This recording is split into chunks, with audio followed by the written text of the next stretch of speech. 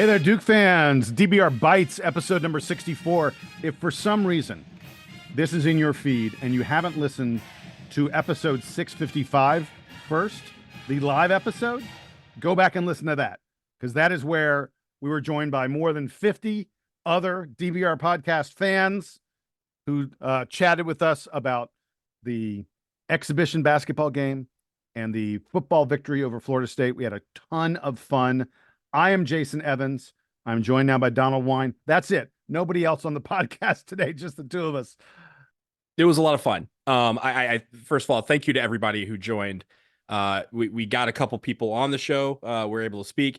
But again, we got a lot of great headlines, Jason. And the fact that remember, we did this like less than an hour after the end of the game. So Yeah. the fact that people were able to be so creative with some of these and in a quick fashion is really cool. But it was great to see so many faces. A lot of people that have emailed us at our email, dbrpodcast@gmail.com. We've only seen their emails and we see their names, but it was great to put faces to some of those names. And hopefully now, Jason, when one of us is back on campus or at a game, you get that tap on the shoulder. We're going to be like, I was on the live show with you. And we'll at least be like, yes, I do remember you from live show because we've seen their faces. Yeah, it was a great time. Hey, so for this edition of DBR Bites, not a lot of Duke basketball. I guess actually the back half will be Duke basketball content, sort of. Mm-hmm. This is really an ACC basketball content podcast, because the first thing we're going to talk about is the shocking decision late this week, by Virginia coach Tony Bennett to hang it up, to quit. And I don't want to say quit like it's negative. I'm going to get into my personal opinions, Donald. I'm sure you'll get into it as well. But Tony Bennett's decision to say I'm no longer going to be the coach at the University of Virginia. I want to just start, Donald, with a few quotes that I saw from his press conference that I thought were really, really telling. That, to me, speak to what his state of mind is about all this stuff. First of all, he started out by saying, and I thought this is a beautiful line, he said, this position, the honor of this position, this has been on loan to me, and it's time for me to give it back.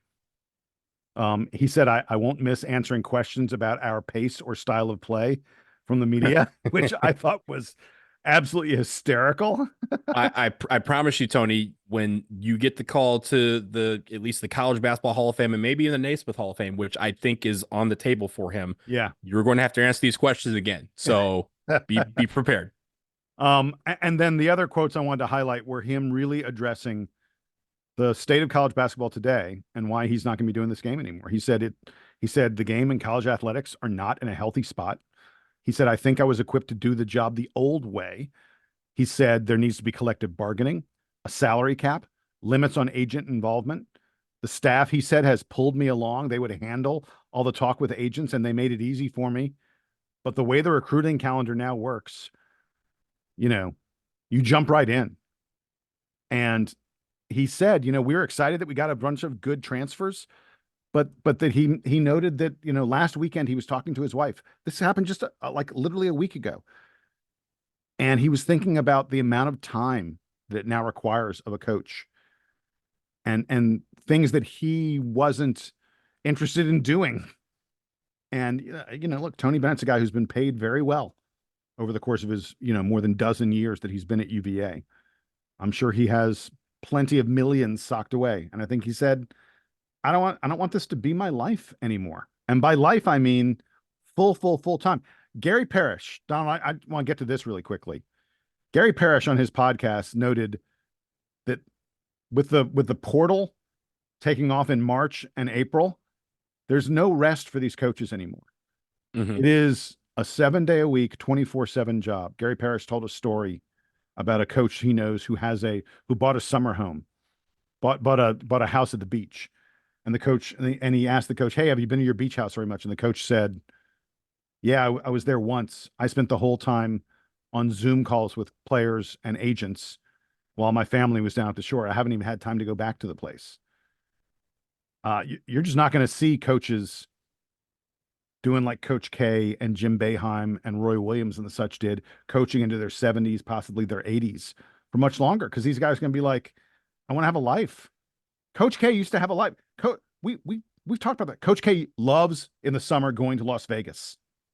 He plays golf. He gambles. He loves And it. Napa. Yeah. He goes to like, he has Exactly. like Those are his two big vacations with it. places. And it's the whole family too. It's not just like, him and Mickey going. It's like the whole K Yep. family is meeting up for these things. And I think we talked about this You when we can't do that had, anymore. That's the thing. You can't. yeah, I think coaches don't have time for that anymore.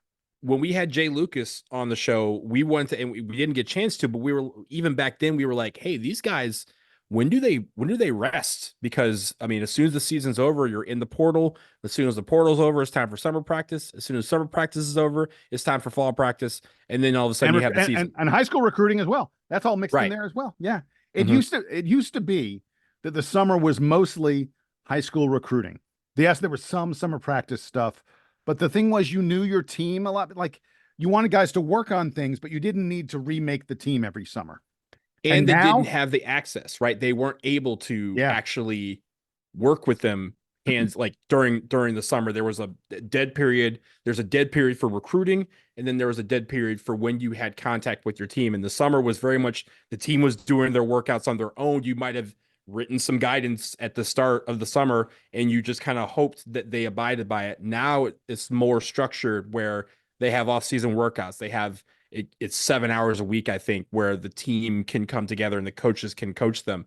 It ups to 20 when the regular fall practice and the season starts. Yeah. But they don't get that break. They don't get the dead period of recruiting break anymore because it's, as you mentioned, it's year round. Yeah. And it's worth noting Virginia, I think, at least the way Tony Bennett coached them at Virginia, it's a different animal than other programs because of the way he focuses on that pack line defense. And the best Virginia teams are teams where he had time to teach these guys how to play his defense. It takes time to learn and perfect the kind of system that Tony Bennett wants to run. His best teams were all full of guys who were their third or fourth year in the program. And we saw it for years. UVA was more willing to redshirt freshmen than any other team in the ACC because Tony Bennett knew it was going to take that freshman more time to learn their system. Well, you just don't have that kind of stability anymore. You don't have guys in your program for 3 or 4+ years. And I think Tony Bennett recognized that in this climate, with so many transfers, with a de-emphasis on freshmen and guys wanting to play right away and get their opportunity, I think he realized that his style of play wasn't going to continue to work. I think it's not surprising that since we entered this sort of transfer portal era, we've seen Virginia get worse and worse every year. So I think Tony Bennett was just like, look, this isn't for me. This isn't the way I want to coach, and it's not the way I'm going to succeed. And so, see ya. He's done. So there's a couple of things that I want to discuss with regards to Tony Bennett's the way that he left and the timing of it. I think when any This is job, the big right? debate, by the way. Can I set Right. it up? I want to set it up with something for you really quick, if I can. Mhm. Brevity on the DBR boards.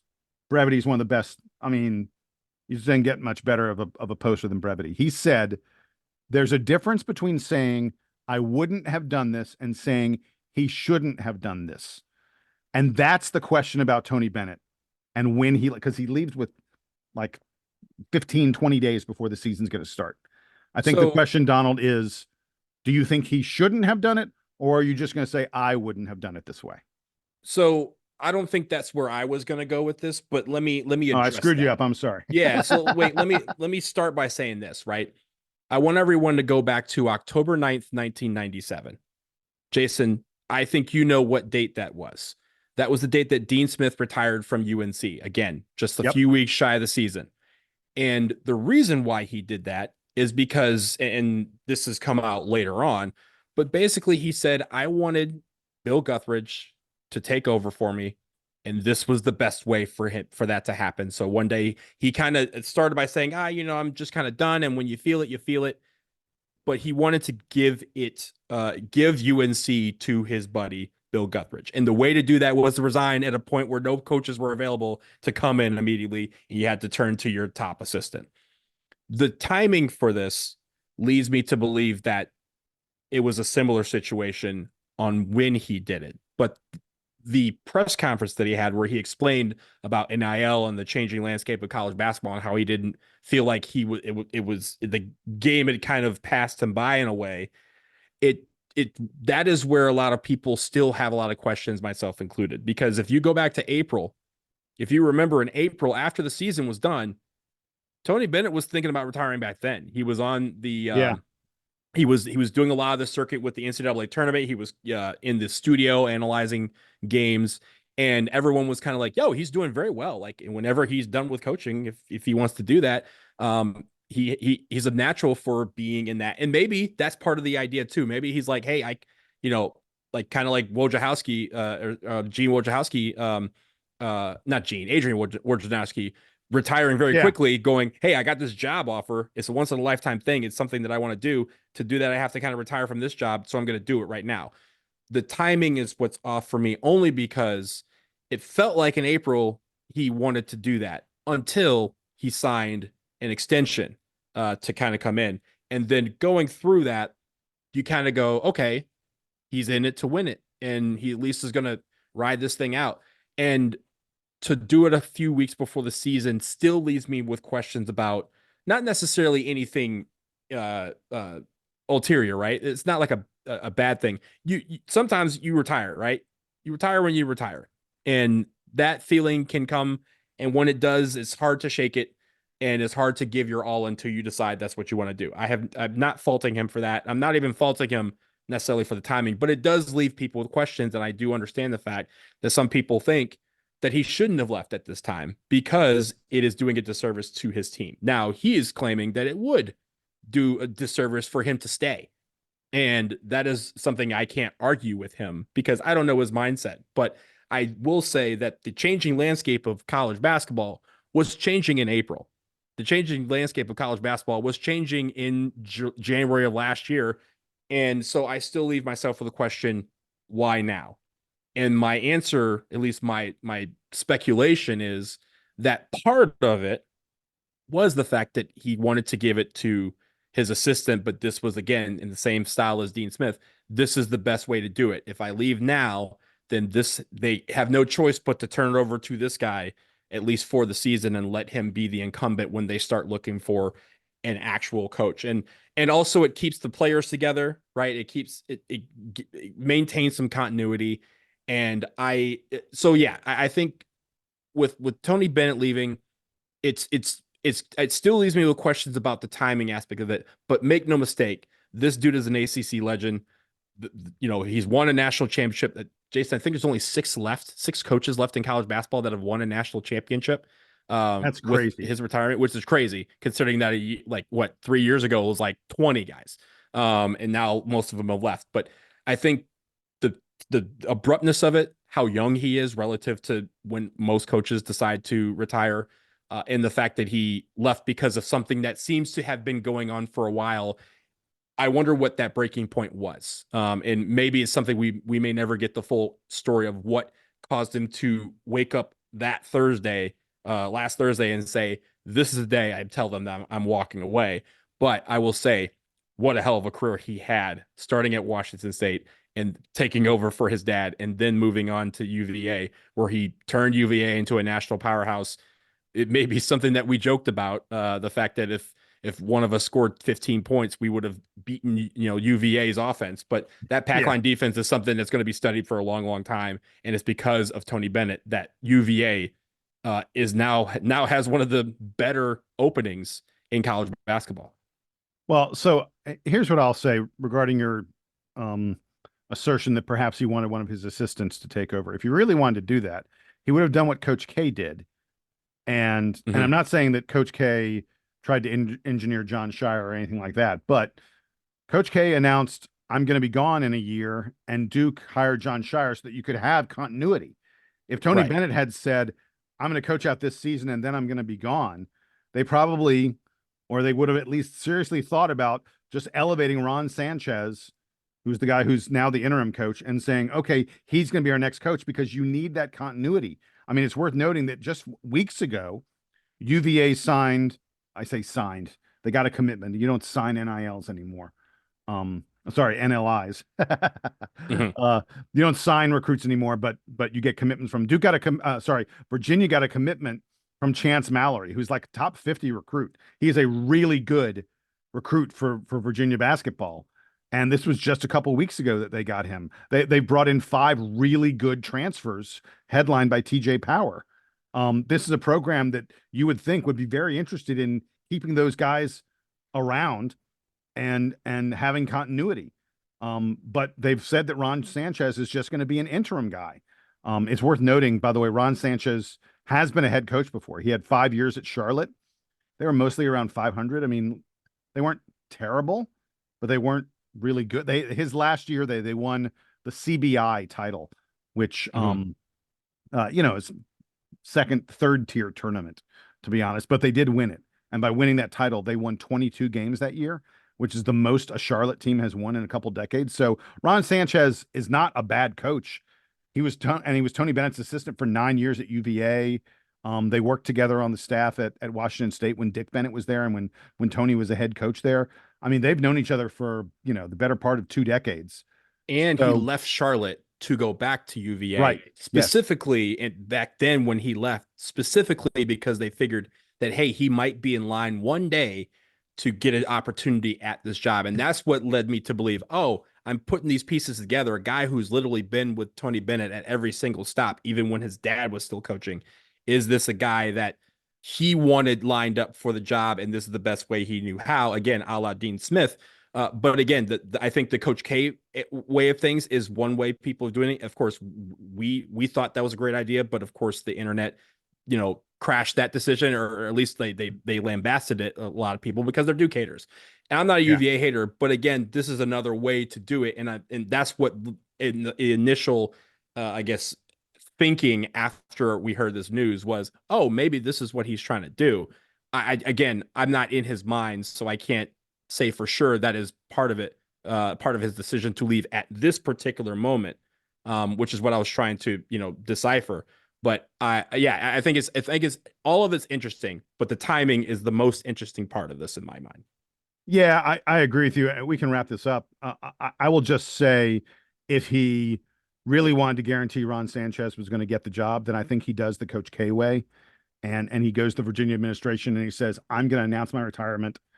You need to pick someone right now." And I think it should be Ron. And I think that they would have done that.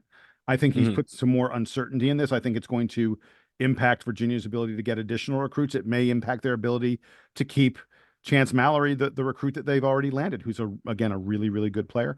And then the last thing I'll say on it is, going back to Brevity's question, are you going to say he shouldn't have done this or I wouldn't have done this? I'm not going to go so far as to say Tony Bennett shouldn't have done this, but I'll say that I wouldn't have done this. I think that when you get this close to the season, it is unbecoming to quit on your players. And he did. Let's be clear. Even though he says, I wasn't going to be a good coach for them, there's a lot of things going on that I don't like, blah, blah, blah. Maybe he was trying to make a statement. I don't know everything going on there, but he signed 5 new recruits over the summer, 5 transfer players. He's got players who came back to the program. Every single guy wearing a Virginia uniform this season put that uniform on expecting that they're going to be coached by a future Hall of Famer in Tony Bennett, expecting they're going to be coached by one of the best defensive minds of all time. That's what he promised those guys. And he is now not fulfilling that promise. I, I get it, but at the same time, I don't think it's necessarily the right thing.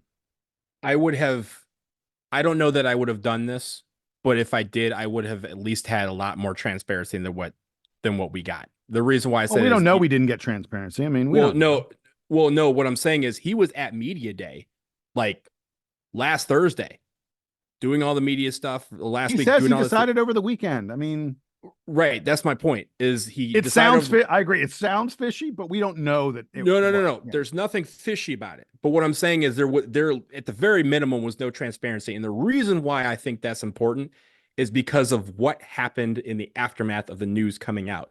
You saw all the different theories, and the conspiracy theories to regular theories about why he was retiring at this particular moment, from the scandals to somebody being sick or him being sick. Yeah. If it were me, I would have the transparency about what's going on solely to eliminate all of that and to reduce the harm it would cause for myself and most importantly for my family. I would not want people going and saying, "Oh, that my wife is sick," which is what we heard on the corners of the internet, which I think is like, again, I was waiting to hear what he had to say about it, and Yeah. for it to just be NIL is basically forcing me to leave.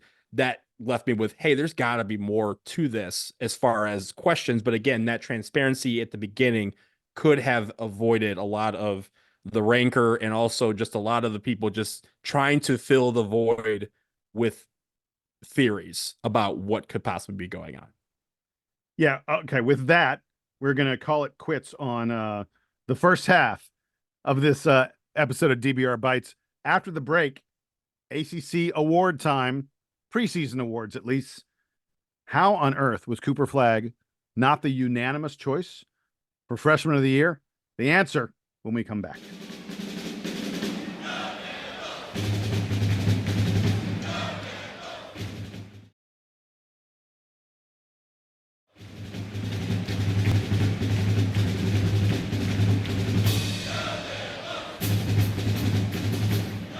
All right, Donald, we're back from the break, and the first topic that we have here, ACC preseason awards, preseason poll, all that kind of stuff. I guess, do we want to do the poll or do we want to do the awards? We want to do all of it, huh?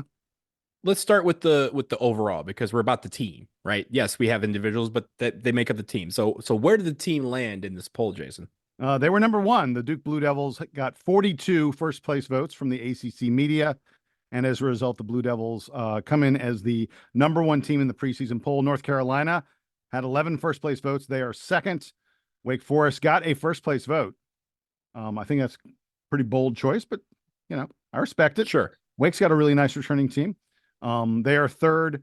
Clemson comes in fourth, then Virginia, Miami, Pitt, NC State, Louisville in ninth. I think that's a little low for Louisville. I think Louisville's going to be better than that this year. Notre Dame in 10th.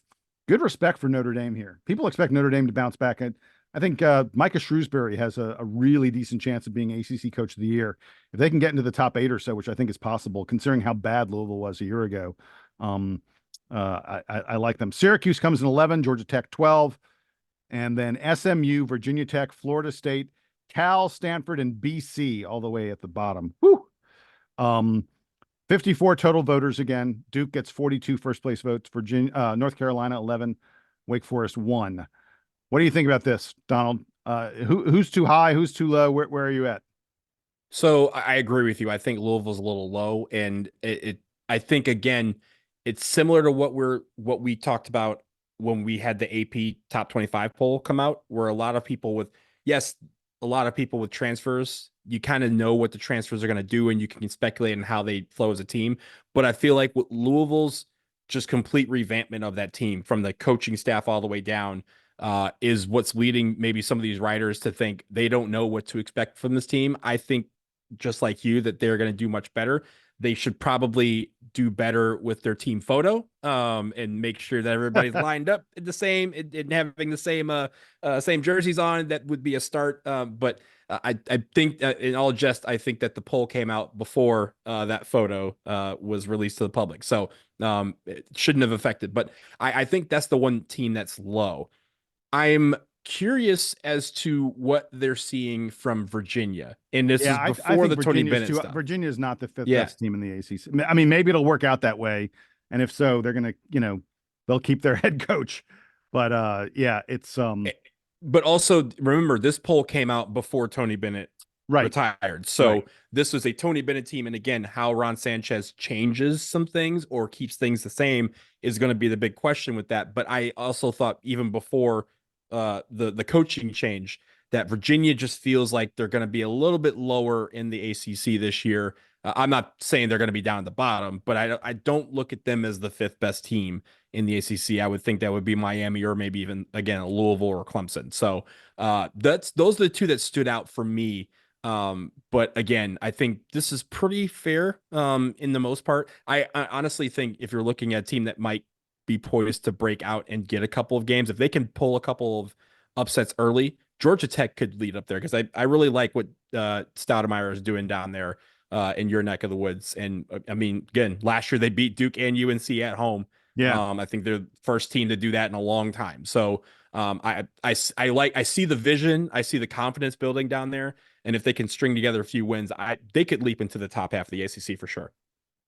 All right, next thing I want to talk about is the ACC Player of the Year and the ACC Rookie of the Year. The Player of the Year voting went like this. RJ Davis is the pick for ACC Player of the Year. He had 40 votes. Cooper Flagg was next with 10. Hunter Salas of Wake Forest next with 3. And then Maxime Reynaud of Stanford got a vote. And in ACC Rookie of the Year, Cooper Flagg got 53 out of 54 votes. The other one went to Jeremiah Wilkinson of California. Now, Donald, Maxime Reynaud of Stanford getting Player of the Year vote, Jeremiah Wilkinson of California getting Rookie of the Year vote. Those two things stick out like a sore thumb. And the culprit behind those two has admitted that he is the source of these strange votes. Ben Parker is the guy with the Stanford Rivals site, you know, the Stanford site online. Ben Parker's like their editor or something like that. And he said, I'm not sure if he was telling the truth, but he claims that he's the one who voted for Maxime Reynaud for Player of the Year and that he voted for Jeremiah Wilkinson for ACC Rookie of the Year. It is worth noting Maxime Reynaud of Stanford is a pretty good player. He's one of the better big men in the ACC. Now that Stanford is part of the ACC, he averaged like close to 16 and 10 last year. So he's not a bad player. I don't think anyone in their right mind would think that he should get a vote ahead of RJ Davis or Cooper Flagg or Hunter Salas, but you know, it's not the most outlandish choice I've ever seen. But Jeremiah Wilkinson, I mean, I don't know, maybe this guy's going to come out of nowhere. Jeremiah Wilkinson wasn't even a top 200 recruit. And for him to get a ACC Rookie of the Year vote, I mean, North Carolina has two guys. Duke has several other guys, Con Knipple, Kamen Malawach, who are probably going to be, you know, in the range of lottery picks. Carolina's got a couple guys in Ian Jackson and Drake Powell, who are freshmen, who are going to be immediate impact players, you know, likely to be first rounders, if not lottery picks. And the one guy other than Cooper Flagg that gets a vote is Jeremiah Wilkinson. Really? You know, ACC gives votes to some people who maybe have no business voting. Yeah, well, I'm not too concerned about Cooper Flagg only I mean, it getting doesn't really 53, matter, right? In the grand scheme of things, preseason doesn't matter, and you know, not being unanimous really doesn't matter. Yeah, and I think the funny thing about it is I will be curious to see how people grade Cooper Flagg's performances when it comes down to the end of season votings, right? Because with so much hype around him and so much anticipation for what he can do, I wonder if he's graded against the curve, right? Like, because the idea that Cooper Flagg could come in here, and you mentioned a lot of talent coming in. This recruiting class is one of the better classes we've seen in a very long time, and the ACC got a ton of them coming in. It's not just Cooper Flagg. Hell, it's not even Cooper Flagg just on this team, right? We have a lot. We have a heralded class coming in, and any one of them could shine. Like, I could see Con Knipple getting votes if he plays well this year. I could see Man getting votes if he plays well this year. But I wonder if it's going to be like whoever wins that award. If it's Cooper Flagg, will he get the 53 votes? I'm inclined to say no, only because there's always someone who's like, yeah, Cooper Flagg or whoever the top freshman is, had 20 points a game and he was the best player in college basketball, but he wasn't the best player in my book because this guy outperformed expectations. It's the same conversation we have every year when they give a coach of the year and, you know, a Duke coach wasn't on it, despite the fact that they perform well, because Duke has performed on this curve that if they are not running away with everything, then their coach couldn't have been that good because anybody can do it, right? So I'm wondering if Cooper Flagg is going to be great against curve and other people will start getting votes in the final poll because they outperformed expectations. But I will say Cooper Flagg being the preseason Rookie of the Year, very much deserved and I think is well in line with what should be. Being second in the ACC Player of the Year behind RJ Davis, I'm actually fine with that because RJ Davis he's the returning ACC Player of the Year. He's one of the National Player of the Year candidates from last year. He was a first team All-American. I like Cooper Flagg can earn that. That's fine. But I do think that Cooper Flagg is going to be one of those people that we talk about at the end anyway. So I mean, the fact that he's on these lists now is just setting him up for success for this season. And hopefully he brings some of his teammates with him. All right, the last ACC preseason award, so to speak, that we need to talk about is the All-ACC team. The first team, R.J. Davis, a unanimous selection. Hunter Salas, Cooper Flagg, Marcus Burton of Notre Dame, and Nigel Pack of Miami. By the way, Donald, 4 guards and Cooper Flagg there. Yeah, ACC is clearly a guard league. The second team, Ian Shefflin and Chase Hunter of Clemson, Jameer Watkins of Florida State, Bae Ndongo of Georgia Tech, a kid who absolutely destroyed Duke when we were down there. Had a great game against Duke and had a really great freshman season. And I actually, if you're asking me who from the second team could sneak onto the first team by the end of the year, boy, Bae Ndongo is on my list. And then Ishmael Leggett of Pitt is the last guy on the ACC preseason second team. Donald, the thing I noticed on this, I mean, I know there are a lot of teams in the league, and I know Duke is a really, really deep team and all this other stuff. But considering Duke and Carolina are the runaway choices to be the top 2 teams in the league, they each only got 1 guy on the first and second team. The only team to get 2 players is Clemson, with Ian Shefflin and Chase Hunter on the second team. I just thought that was kind of interesting. And I'm pretty sure, correct me if I'm wrong, but Cooper Flagg is also the only freshman on this team, on these 2 That's teams. Correct. So, yes. Yeah. That was interesting to me. Again, we talked about how most people are looking at upperclassmen as the one leading teams, minus, a decade ago, where having heralded freshmen would vault you in the top 10 sight unseen. I do think the one thing. By the way, it's worth noting Marcus Burton and Bae Ndongo are sophomores on the team, but everyone else is a junior or a senior. In fact, pretty much everyone. I'm looking at them. I think Hunter Salas. Yeah, everybody else is a senior or a super senior. Yeah. So I would say the only thing that I changed, and it's kind of reflected in the voting, is I would have Shefflin on the first team and Nigel Pack on the second team. They were separated by 1 vote between Nigel Pack had 37 and Ian Shefflin had 36. So the voters are basically, it's a pick 'em with those 2. But I think in the case of Nigel Pack, right, we've heard when he came to Miami for that heralded NIL deal, which is, feels like nothing now, feels like peanuts. Yeah. But when he came, everyone was like, he's bringing the offense with him, and he just hasn't been consistent with that lately. So the one thing is, I would, again, Miami fan here, would love to see him earn that first team, because if that's the case, then what do we say? Miami is picked to finish 6th. If Nigel Pack is a first team All-ACC player, Miami is finishing higher than 6th, in my opinion, because he can be that good. He can light up a score sheet very quickly.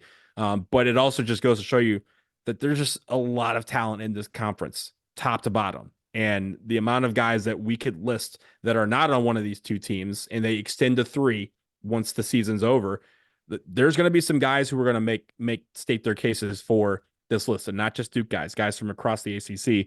So when we get to ACC play, be ready, because a lot of these guys, some of these names we're going to be talking about during the season as guys who could potentially hurt us, and so many more. Every game is going to feel like a 12-round heavyweight fight when we get to the ACC, not just because of the fact that these teams are good, but because they're going up against us, and everyone in this conference loves nothing more than to beat us. So we're going to have to level up the intensity quite a bit, because some of these guys now have the talent to beat us, not just the heart and grit. There you go. Hey, last topic we had here, and I know you wanted to talk about this extensively. The Brotherhood podcast, special guest, Brotherhood member John Shire was a guest on CFOS and the Brotherhood podcast. And I know there were a couple things that you thought were really worth highlighting. Yeah. And it's episode 42 of the Brotherhood podcast. And, we're big fans of the Brotherhood pod because of the insight that we get from a lot of these players, and now from, also from the coaching staff. And John Shire was back on the show, and there was a couple of things that he mentioned that I thought were very interesting about just about the scheduling and his approach to scheduling. Also, what he feels about the game of college basketball from a playing standpoint. And so let me first talk about the scheduling. And if you recall, we have a loaded non-conference schedule. We have a loaded early season schedule that includes 3 true road games. We go to Arizona in November. We then go to, Louisville for the first game of the season. And is it Georgia Tech that we go to on like December 21st, Jason? I think those are the 3 true road games that we have. John Shire noted that think about all the number of games that we've had, the very difficult contests we've had, the ACC, Big Ten challenges, the SEC challenges, the early season tournaments. This is the first time in over 30 years, he said, that Duke has 3 true road games before Christmas. That's amazing considering all the difficult opponents that we have seen in years past. That they, again, the going rate was okay, they're either in Cameron or at a neutral site, and a lot of Yeah. them were at neutral sites. And that's because the NCAA tournament isn't played on home floors. But I think the idea is John Shire's new approach to this is, hey, I want to go to, if someone wants to challenge me and challenge this team, put them up. Let's go. We'll come to your house. You come to ours. Let's get it done. That's why we're seeing them play Kansas and Vegas. And maybe we've heard a home and home series that would involve us going to Fog Allen and Kansas coming to Cameron. That's why there's talk from people and Dan Hurley kind of and John Shire saying, yeah, I'd be open to playing the UConns of the world. That's why we play the Champions Classic every year. We're going to get a nice little balance here. And again, this is a great way to test our team. Jason, I'll let you comment on that before we get to the other part, but I think that was a very interesting look at how he's approaching scheduling opponents for this Duke team. Yeah, look, I think he recognizes that he's got the depth, the experience, the physicality to be able to handle big time opponents in a hostile arena. Part of it is, I'm not sure how much control he has over stuff like, ACC, SEC Challenge, or the Champions Classic and the such. Although that's not really a road game, so never mind. But no, I think Shire knows he's got something special this year, and playing teams on the road in places where you're going to have a hostile crowd and the other team's going to be a little extra geeked up. Shire's ready for it. Shire's ready to bite that stuff off and let this team learn from those kind of situations, because let's be honest. I mean, unless you're talking about a team that, is going to go undefeated, and I don't know where Duke's going to lose, but I don't think Duke's going to go undefeated this year, then picking up a loss here or there isn't that big a deal if you grow from it, if you learn from it.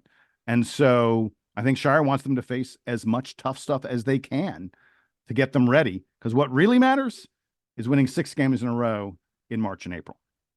Absolutely. And the idea that the mental aspect of this, right? You can have all the talent in the world, but if you're not ready to match the intensity and desire of the other team when you're in their house, you will go home. And that's something that we've seen time and time again. I will say also, John Shire on the podcast, he mentioned the flow of the game and just what he would change about college basketball from a playing perspective, not the other stuff. And CFOS asked a question, if there was 2 things you would change about the gameplay in college basketball, what would it be? And he kind of answered it with just one, but it was several different things.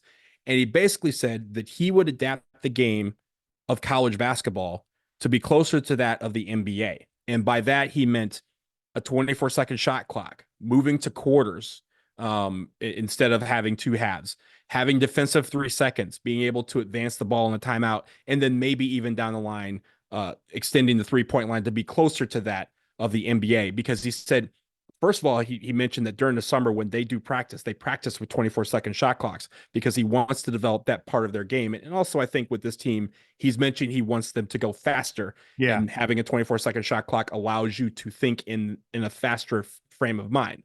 But I also think the one thing that he has said is he wants to develop these players for the NBA. That's what they want to do. They all have ambitions going to the NBA. He thinks it's a better game flow for the fans. Having quarters and even having a 24-second shot clock, a lot of action up and down is something that benefits the fans. And again, fans may have different takes on that, but I think that adapting some of these rules to be closer to that of the NBA does a service to these players to develop them for that next level. And also, it provides better scouting, right? If you know that this guy can shoot a NBA 3, if you know this guy can command a 24-second shot clock, if you know these guys can command end of shot clock scenarios, end of quarter scenarios, end of game scenarios, those sort of things. Defensive 3 seconds, learning how to, guard open lanes, but also having to figure out when you need to leave the paint. Those are small things that will reduce the learning curve for these guys as they get to the NBA, but also it allows these NBA teams to look at college as a way of saying, hey, this is kind of our minor league, and we know that this player is adapting to this flow or adapting to this style of game that he would have to do in the next level. So I was very interested to hear him say that on the pod, but also really like some of these changes that he would bring. Now, having said that, none of these changes are coming imminently. This is just him John Shire is saying not this the is what he czar would of do. college basketball. If he was the czar for a day and he had a magic wand, this is what he would do. But I like some of what he said. I like the 24-second shot clock and moving the quarters. I think I would do immediately, because I think that would change a lot of how this game is played and make it very, very exciting to watch. Yeah, I like the pro focus. This is, let's be clear, if you want to get the best players, then those are guys who are future pros. And I think John Shire knows anytime he's asked a question, his answer's got to be focused on the brotherhood and pro basketball. So I think that answer makes a lot of sense. And it also is something that I think would be a good change for college basketball. Mimic the pro game at least a little bit more.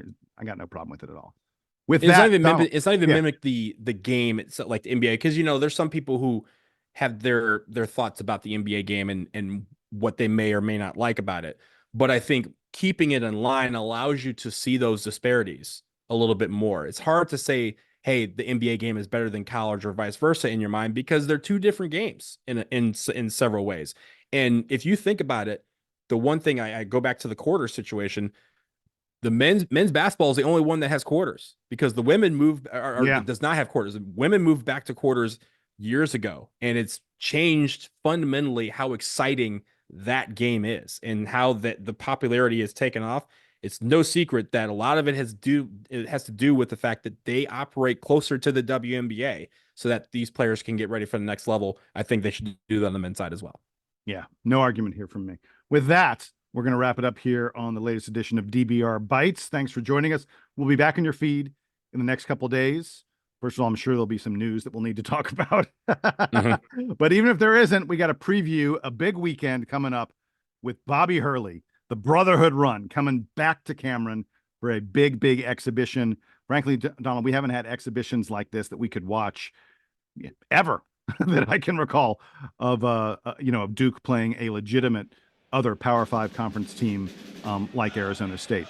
We will preview that. Until then, he is Donald. I am Jason. Here's the Duke Band. They're playing us out and taking us home.